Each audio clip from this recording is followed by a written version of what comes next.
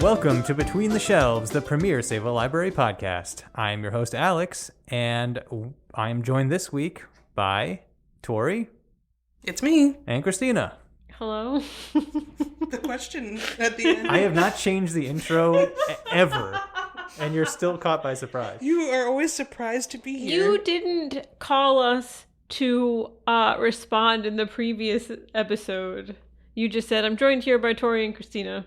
But even so, you should know how to say your name or hello when I... The star of the podcast should know how to respond. Oh, this is off to a great start. This is a What Are You Into episode. Wait, before that. Oh, well, I mean, I was just... Okay, fine. Tory, you have something you'd like to say? I think a little bit of housekeeping, if you will. I think the listeners need to smash that like button, smash that subscribe button, rate and review. Only 5 stars. Only 5 stars. We will be coming after anyone who rates lower than 5 stars. Personally. We'll lawyers, find out who you are. Our lawyers will be reaching out. Yes. Spread the word. Our goal is to become the #1 library podcast in first New York, then the world, then just the #1 podcast. Through whatever means necessary. I think we skipped over the country. Well, that's a given. So, what are you into? Who wants to start us off? I'll start. Good idea. Tory, what you into? So my first thing is a TV show called Taskmaster. Taskmaster. It's a British panel show, game show, that is hosted by Greg Davis and Alex Horn, that is very popular online. And I finally have just gotten to watch it as I'm doing a new hobby that requires me to sit and watch things a lot.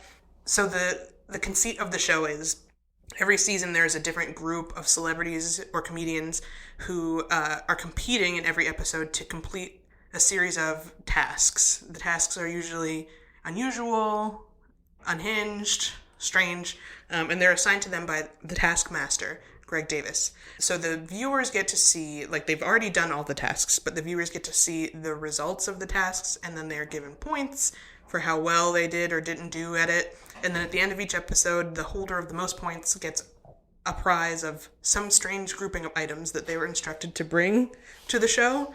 And then at the end of the season, whoever had the most points and wins along all the episodes wins. And it's just very interesting to see the types of tasks they're given. There's a very famous clip that I think a lot of people who've never seen the show have seen, where they were told to order a pizza for delivery over the phone, but they weren't allowed to say a specific group of words like pizza, cheese, sauce, crust. So they had to somehow get the point across over the phone without being able to say any of those words. And so the results of them having to do that kind of a task are very funny. And every season is a different group of comedians, so it's a good way to get familiar with some personalities you've not heard of before, especially because they're usually all from the UK. Although this last season, famously, Jason Mantzoukas, friend of the pod, I guess, he doesn't know it, but fan favorite of the pod. Yeah. But he was on the most recent season of British Taskmaster. They did try to make a US version, and it didn't work out. But all of the episodes of every season are available to watch for free on YouTube, which is great. Including the Jason Mantzoukas most recent season? Mm-hmm.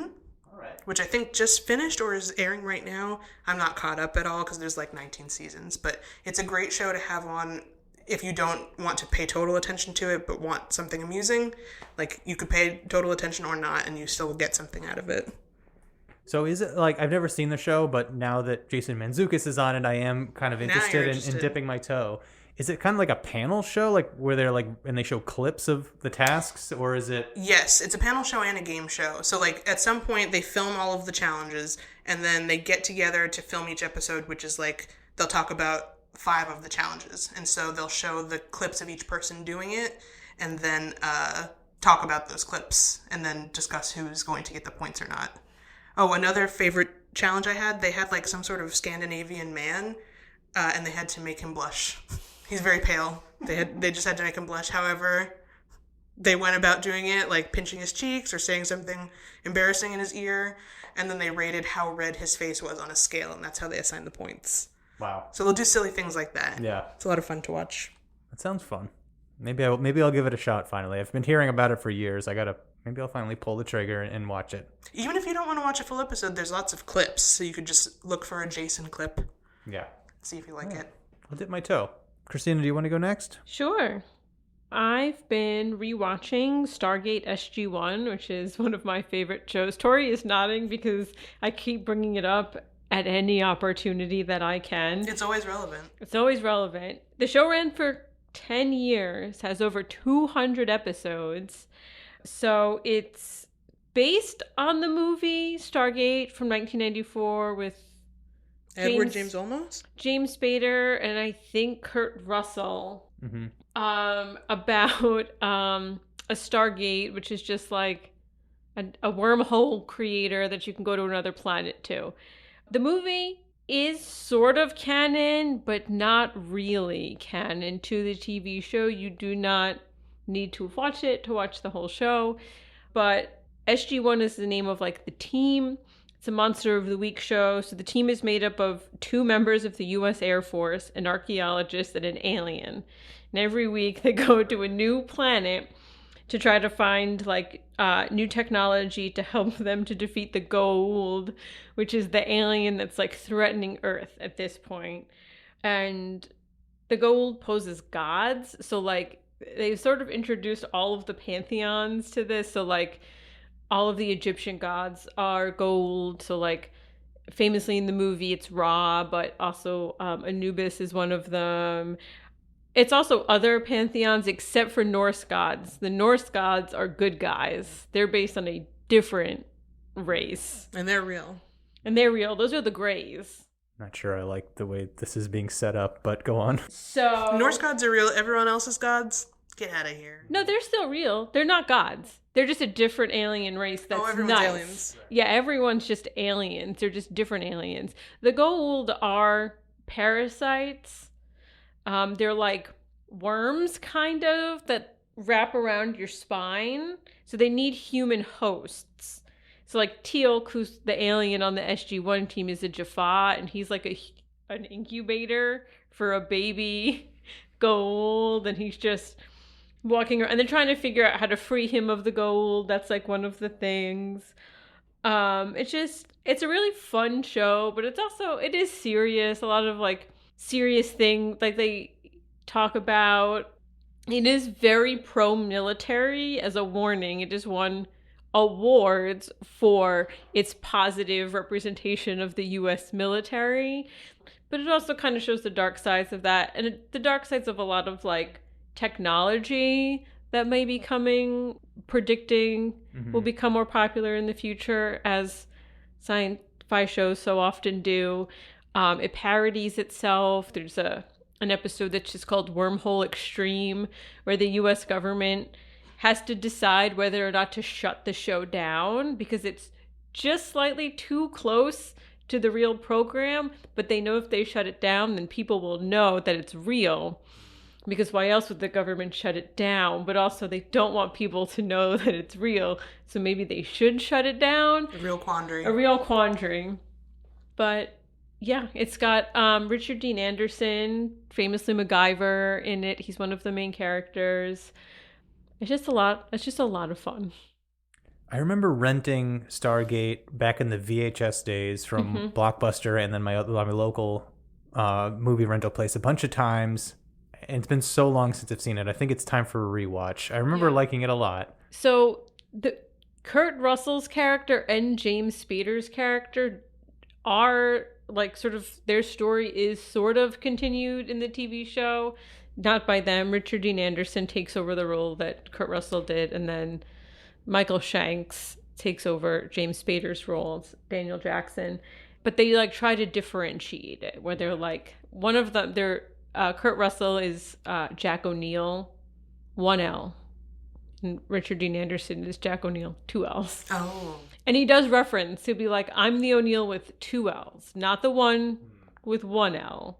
I feel like that's an easy workaround with the wormholes and everything. It's pretty easy to forgive that. I lost a wormhole, gained an L. Yeah, well, exactly. They do introduce multiverses also at some point during the show. Time travel. It's really got everything. Spaceships. It is a cool world. Is there a role-playing game for Stargate? Like, it seems like it would be perfect for like a role-playing game. I don't know. I've never really engaged with anything other than the television show. Cool. You know, I think you've inspired me to rewatch at least the movie. I don't know if I can commit to 200 episodes, but 200 episodes of the best television you've ever seen in your entire life. Perhaps. I do want to say the one thing it doesn't have, which I said that it did, is Edward James Olmos. I'm thinking of Battlestar Galactica. Yes, also one of my favorite shows. That also came from a movie, right? No, Battlestar Galactica was original. So the original Battlestar Galactica TV show is a Star Wars ripoff. Like, it's just distinct enough to be legally okay. Yeah. Alex, what are you into? Okay, the first thing I want to talk about is a book I've been patiently waiting for a long, long time. It is called The Antidote by Karen Russell. It is her sophomore novel after 2011's phenomenal Swamplandia, which I've mentioned on this podcast a couple of times already. This book is a sweeping epic set in Nebraska during the 1930s Dust Bowl. It features a character named Dell, who's a young orphan living with her uncle after her mother's murder. She distracts herself from her worries by playing basketball day and night, but when her coach and team sponsor are forced to flee due to the dust storms, she takes over the team. She soon realizes that the financial burden that she's taken on is more than she can handle, so she has to find work. Unfortunately, there's a depression going on, so there's not many places for a young girl to find work. So she turns to the one occupation that makes money during a depression, a prairie witch. Oh. I know. Yeah, sorry. I shouldn't have set that up. The oldest profession. A prairie witch. Prairie witch. Witches. So if you are familiar with Karen Russell, she does have a little tinge of magical realism in her previous works. This one is full-on magical realism. So the prairie witch in this world has a special power to basically, she's like a bank of memories. So you can tell her a memory of yours and you will forget it and she will hold on to it for her. That's for you. That's her special power. So Dell kind of becomes an apprentice to this prairie witch who goes by the name The Antidote. And basically their fates become intertwined as they start to uncover clues that lead to the who murdered her mother. Boy, I almost stuck that, but I didn't. So there's a notorious quote-unquote rabbit foot killer who's been stalking the town that they sort of uncover. So this book it's much grander than in scope of Swamplandia. This book's over 400 pages or so. It's pretty big, but it's not over bloated. It's telling a big story. It's an epic. There's not any wasted space in this book. Some like the themes that it touches on are memory. That's like a core theme, and not just individuals' memory, but like collective memory, like the town's memory, and then to broaden it, like the nation's memory. It deals a lot with, the settlers how they got their land and how the story that they tell themselves as these like courageous people at the forefront, pushing the country west, where in reality it's a completely different story, what actually happened. That land was stolen and given to them. And so that's a big theme of the book, but it's just a very engaging, highly creative novel, just the right amount of magical realism where it never gets too absurd. The magical realism always brings it back to the themes. It's just a really well done, and it just keeps you guessing of what's going to happen next. The book does shift perspectives a lot. It bounces between about a half a dozen characters. So, in a way, it's a little less effective, I think, than some other works where it can really hones in. Most of the book is through Dell and the Prairie Witches stories, but it bounces around a little bit and it doesn't lose focus, but I think it does take away a little bit from being like really engaged in one character throughout. But overall, I think this is just a very, very good book. It's definitely going to be in my top 10 of the year. I highly recommend it, especially if you like maybe like The Underground Railroad by Colson Whitehead or last year's James by Percival Everett. I think there's a lot of parallels with those books. I think you'd really like this one. So again, it is called The Antidote by Karen Russell. I have a question. Yes. I feel like I think during our What Books Are We Looking Forward To episode, you may have brought this up then as one you were looking forward to. Is it also supposed to be somewhat a take on Wizard of Oz? Yeah, I thought that would be more There are a lot loosely of parallels. inspired. There's a lot of parallels. Like there is a sentient scarecrow character who does not play as large of a role as I thought when I was reading the description of the book, which is honestly good. If it was trying to slap on The Wizard of Oz on top of the story it was already trying to tell, I think it would have been too much. But there are some parallels, but doesn't go into that too much. The town that they are staying in is called Uz, not close to Oz. So there is a lot of homages to it, but I would not say it's central to understanding the book. References. Just yes. So yeah, that's it. That's what I got. Sounds good. You're next, Tori. Okay. You're next. That's a horror movie. Write that down for Horrorween. The unprepared podcaster. Or you're next. Whichever. I'm sure both were. Mine is a musician by the name of Vince Guaraldi, who is a infamous jazz pianist and composer who's most known for his work on the Peanuts animated specials from the 60s and 70s. So most people would know Christmas Time is Here from Charlie Brown Christmas, or the Peanuts theme Linus and Lucy. But he also did music for every special they made from 1964 till he died in, I think, 1976, which is like 17 different specials and movies. And his style is just so distinctive that it sets the mood of those specials so well. Like, it's so relaxing and jazzy, but interesting, and is used in the way that Lou Rawls music was used in the Garfield specials. But anyway, I'm somebody who can't listen to something while I'm doing work that I have to focus on. So if I am reading something or writing something or anything like that, the type of things that we do here at the library, I can't put on music with words or a podcast or an audiobook in the background to keep me company. So I was looking recently for instrumental music, and I tried to think whose instrumental music would I like to listen to. So I just threw him on shuffle, and his non-Peanuts work is so excellent as well that never gets talked about.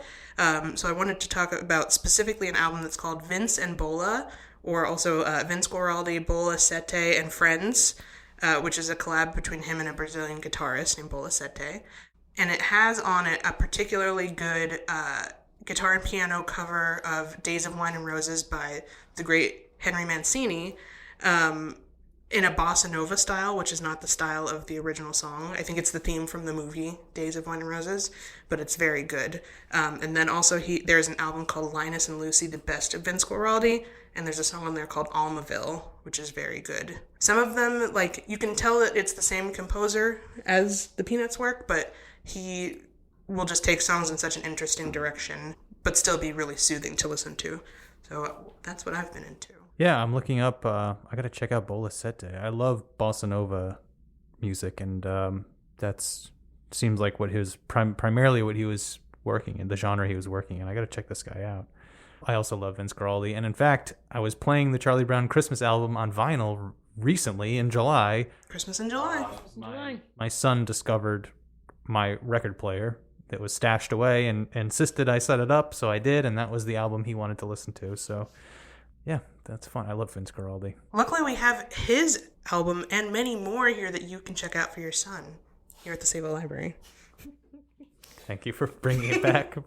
I forgot the order. Who's next? Me. So I have a book. It's called The Incandescent by Emily Tesh. The basic the log line of this is what if you read a book about a magical school that was told from the point of view of the head of magical studies, and she's also a disaster bisexual woman. It is a book that is mostly about the minutia of running a school. The perfect fantasy book. All of the kids are, doing magic. Because it's a magical school. All of the kids are doing magic. The magic is demon based, which is really important to the plot of the book. There's a chosen one in it, and it's well, what is life like for the person who has to deal with the chosen one, and all that comes with this, and what if also the government was involved for some reason, and dealing with the government in a school. But it's also magical, but it's a private school. It's not.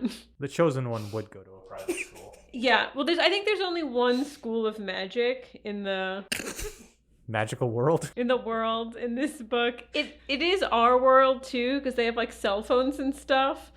But demons can get into your cell phone, so the kids aren't supposed to have cell phones. But demons are okay.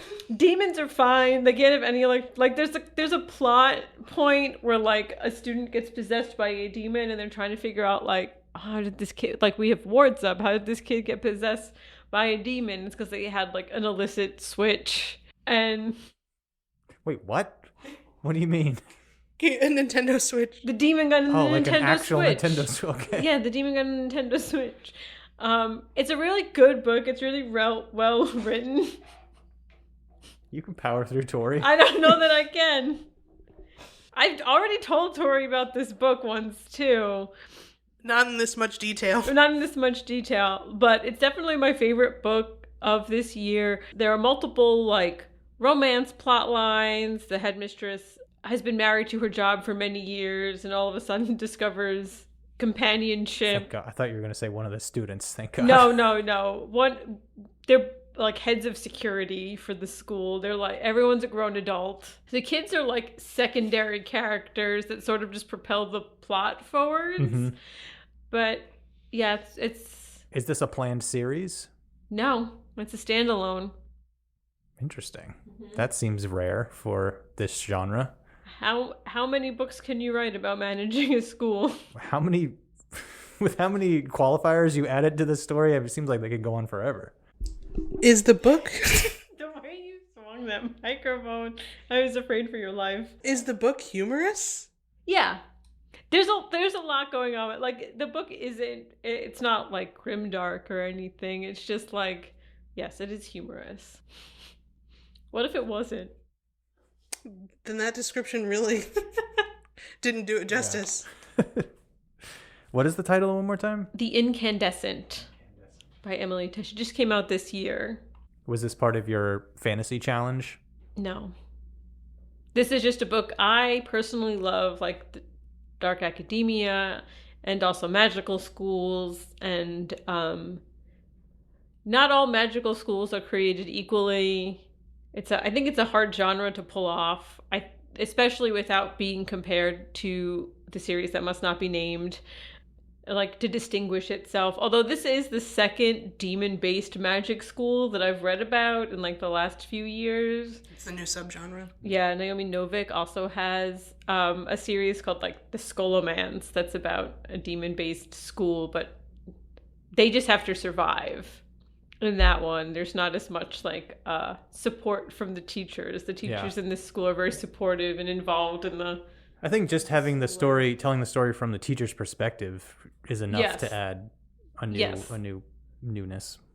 Boy, I sound like a literary critic over here. Newness. Yeah, how does the teacher deal with the chosen one and the fallout of that is a very interesting concept. Yeah. To draw you in. It is well done, despite my description of the entire book. Haunted Switch. You sold it. All right. Am I next? I'll talk about a book since we're on books. The book I would like to discuss, and Kristina, I think you might like this one if you haven't read it already. It's called Everything Must Go, The Stories We Tell About the End of the World by Darian Lynskey, I think is how you pronounce it. It's a cultural history of how our vision of the apocalypse is shaped and how it's changed over time. So the book is split up into categories based on type of apocalypse. So like the first section of the book is about like the idea of being the last person alive, and like that kind of like how it can be a fantasy for some people to like think that they're the last person left. And then the remaining categories kind of break it up into like different types of apocalypse. So like there's like the asteroid impact, there's the bomb, machines, which covers like computers, robots, and AI, collapse, which covers catastrophes like man-made catastrophes, pandemics, which covers plagues and zombies. And then the last one is climate, which is very relevant these days. So it's a sweeping in its coverage. It starts in like in ancient times, goes through like the Judeo-Christian kind of fire and brimstone sort of vision of the apocalypse, through like the bleak kind of 19th century visions of the apocalypse that were kind of shaped by like the plagues and famines and natural disasters that were occurring at the times. And then it goes all the way up through the present day, post World War II, you had like the nuclear scare, things like that. And then all the way up through, the AI apocalypses that we all, are fantasizing about today, and the climate disaster apocalypse. So it's a nice kind of blend of like pop culture history and kind of anthropology, I guess you could call it. So it does have exhaustive references to movies and books and all that kind of stuff. And then it mixes that with like, kind of cultural sociology, anthropology kind of studies. So it does hit like a very nice balance between being too heady and being kind of just pop culture references. I think it does strike like a nice balance there. And, this is a topic like I personally find fascinating. So, Lynskey talks about how like, it's kind of human nature to ruminate on death or the world's end in the case of this book.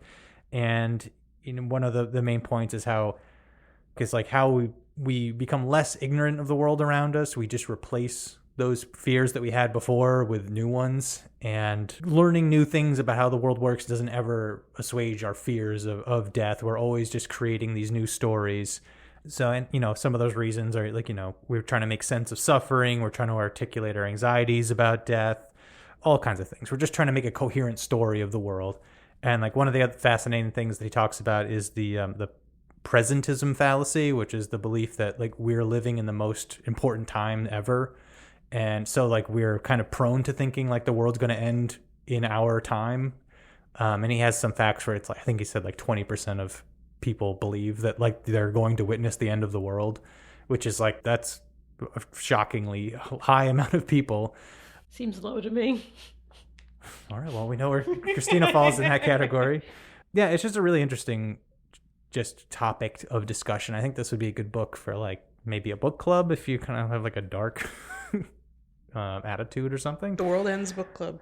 Another interesting fact that I got from this is before World War I, 2/3 of disaster stories were about natural disasters, and then after World War I, it was completely flipped where it was all man-made disasters. So it does talk a lot about how like current events shape the stories, and the stories kind of reflect back our anxieties and things like that. So I don't know. This is a really interesting book. I think I'm going to reread it at some point in the future, but it was just a very sweeping, interesting take on how messed up humans' brains are. The book club at the end of the world sounds like a book that would be very popular. Much like this book that Alex read, which I hope is very popular. We're going to start that book club. So yeah, again, it's called Everything Must Go, The Stories We Tell About the End of the World by Darian Lynskey. We have it here at the library. Come pick it up. Tori, do you have one more thing for us? I sure can. I guess my last thing, I have two movies that I thought about, and I think I'll save one of the movies I'm thinking about for a potential future episode that's been promised to me. And instead We're going to do a Muppets episode. Different promise. So I watched recently on Svengoolie, which I famously watch every Saturday. Famously. This week's movie that we watched was an old one that was not of the horror genre like it usually is. It was more of a thriller. It was called Duel, directed by Steven Spielberg. It's a movie from the 70s. Yes. U or A? I mean, E or A? Duel. E. Okay. Duel. Although now you've got me second guessing it. But it is an E. It is an E.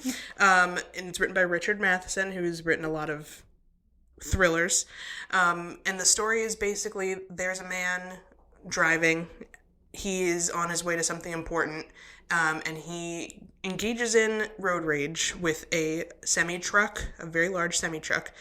He's in a hurry to get somewhere, so he goes around the truck, and the truck doesn't like that. So the rest of the movie is this truck trying to kill him at all costs. No matter what, he will run him over, no matter who else is in the way or what else is in the way. And it is a terrifying movie. The way that the tension is ratcheted up in this movie is incredible, considering that it mostly is just driving. It's not a long movie. I think it's about 90 minutes, but it's mostly driving. And just the fear of this truck barreling down on him, and no matter what he does, he cannot escape it.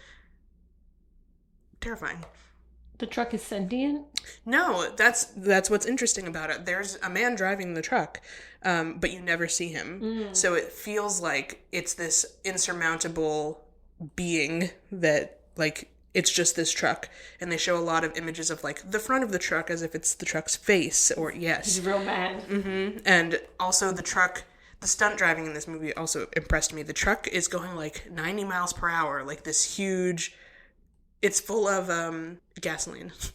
huge tanker truck full of gas is flooring it down these long stretches of highway, doing donuts, trying to run him over, like, back and forth inside of buildings, outside of buildings. And just for such an early career movie by Steven Spielberg, it's so, like, artfully done and scary for such a, you know, a normal thing that you could encounter. And I'm already afraid of trucks on the highway, so it didn't help. Yeah.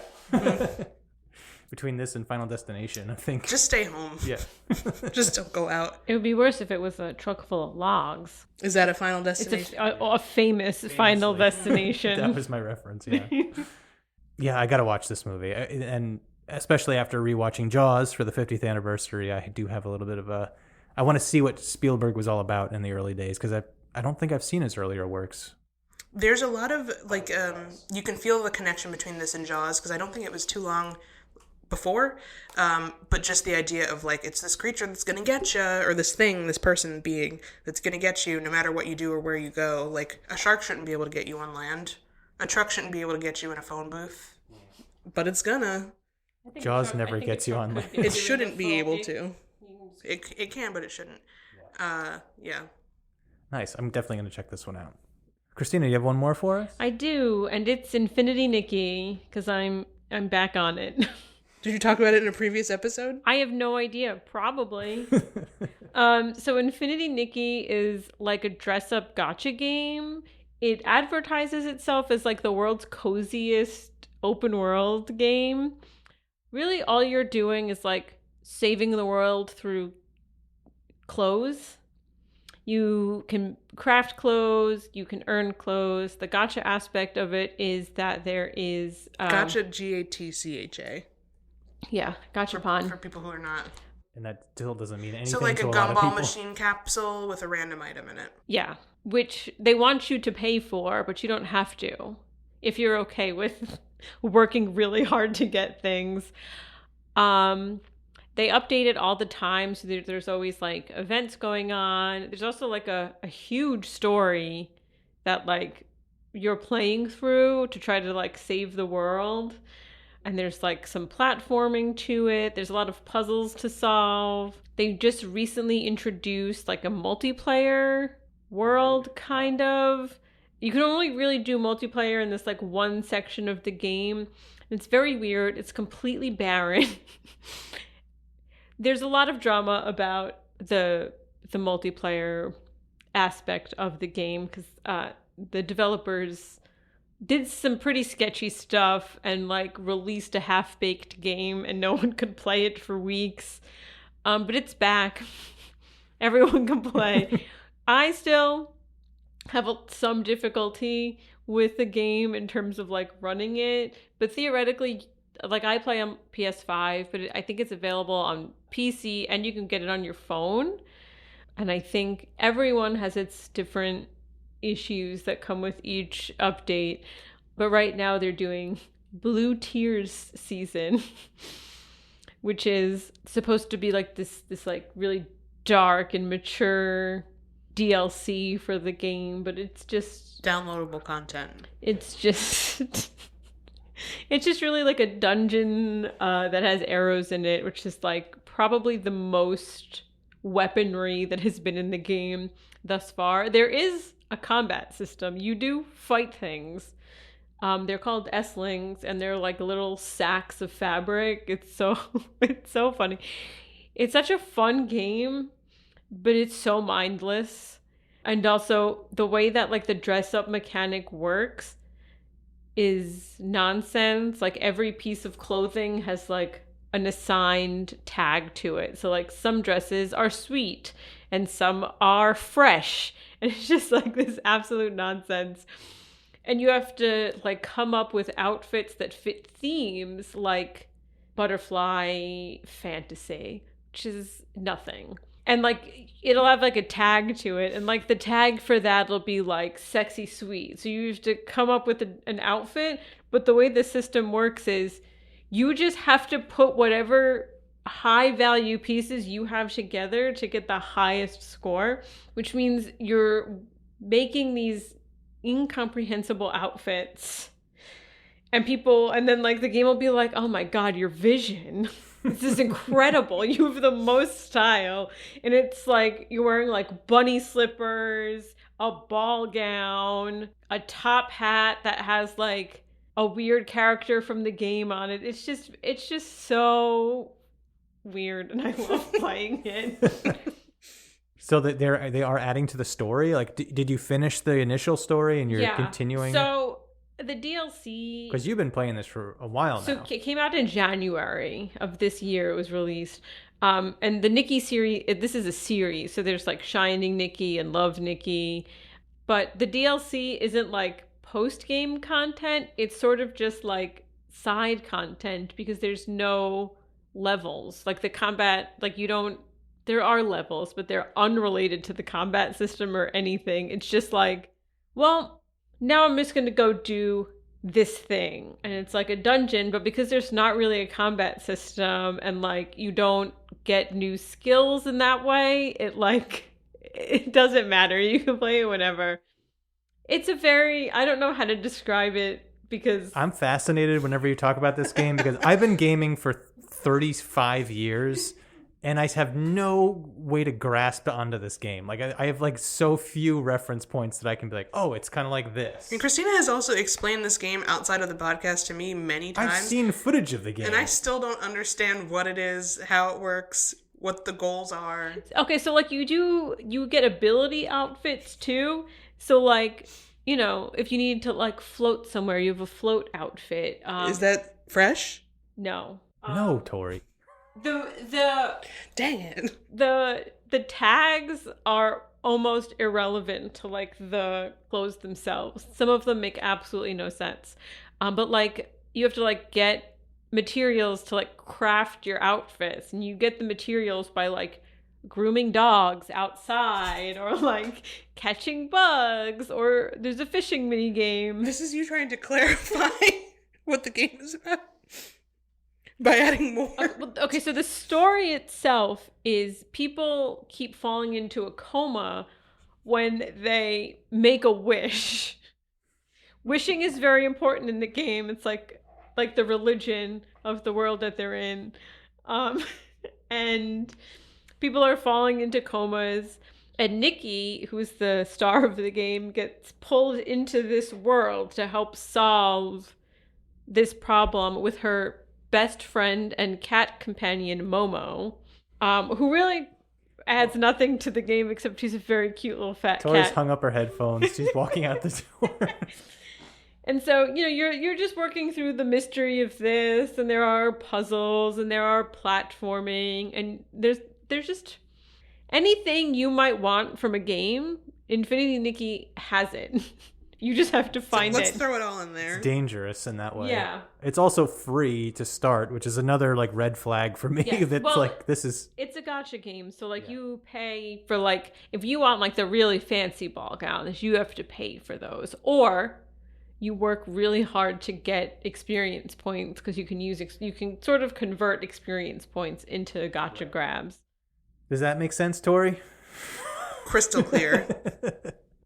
It's also like breathtaking. Like the game looks gorgeous, which I'll give it full credit for. Alex. Final thoughts on Infinity? Okay. All right. I'm going to close out the podcast with my last recommendation. It is a movie that just came out by one of my favorite directors, Wes Anderson. It is The Phoenician Scheme.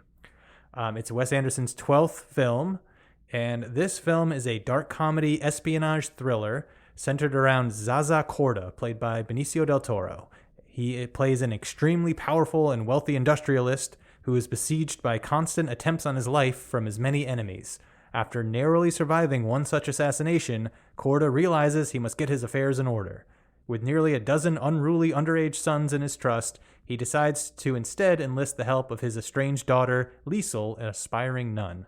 It's a lot of backstory, but The bulk of the film is basically around the relationship between Zaza, Benicio del Toro, and his daughter. And basically, it's Zaza he's this deal maker. He's like an industrialist. He's like a world traveler. So the plot of the story, which I really have to emphasize, it is confusing, but it is not essential to understanding this movie. The plot is not. It's not what the movie's about. But got it. It's not a plot-focused movie. It's a relationship movie. Anyway, so Zaza is basically traveling the world on his private jet to kind of finance this deal, the Phoenician Scheme. And he has to meet all these basically other wealthy, powerful people around the world. They're all played by A-list celebrities that have all appeared in all of Wes Anderson's previous films. All of them are weird. All of them have very funny scenes. So basically it's that. But the theme of the movie, which is more important, is Zaza himself is struggling with his legacy. He needs to figure out what he has to do with his financial wealth once he passes away. But he's also, every time he survives one of these assassination attempts, I don't want to spoil anything, but he has basically a realization, epiphany, thank you, that he needs to be a better person. And so his daughter is there to kind of help him on that path. So that's the real central theme of the movie.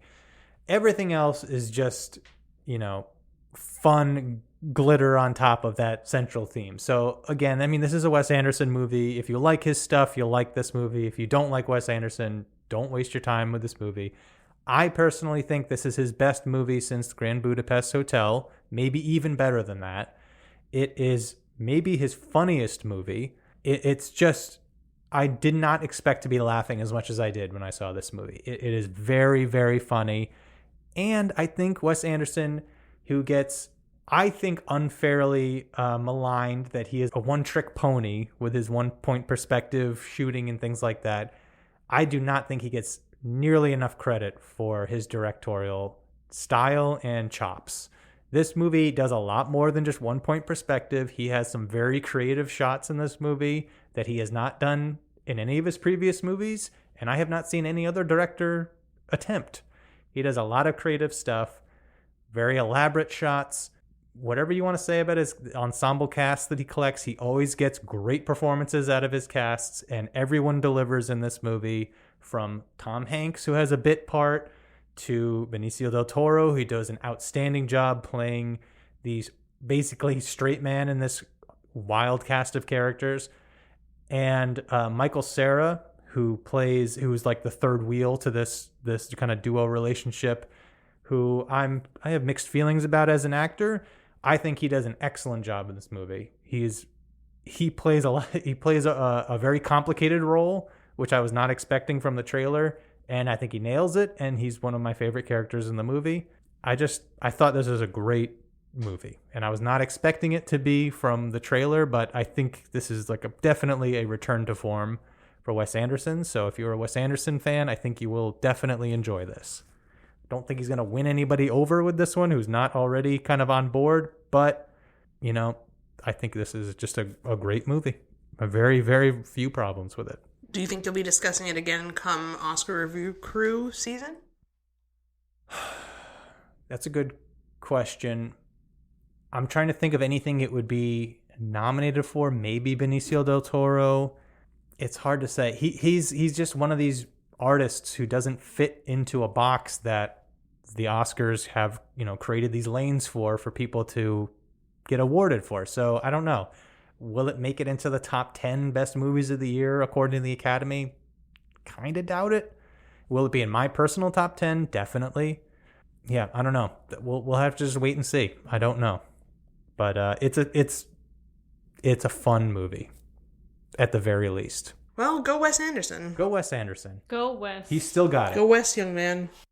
All right, I think that's all we have for this episode. Thank you both again for joining me, the stars of Between the Shelves. And listeners, rewind the episode back to the beginning and do all the housekeeping that we said. And we'll catch you next time, Between the Shelves.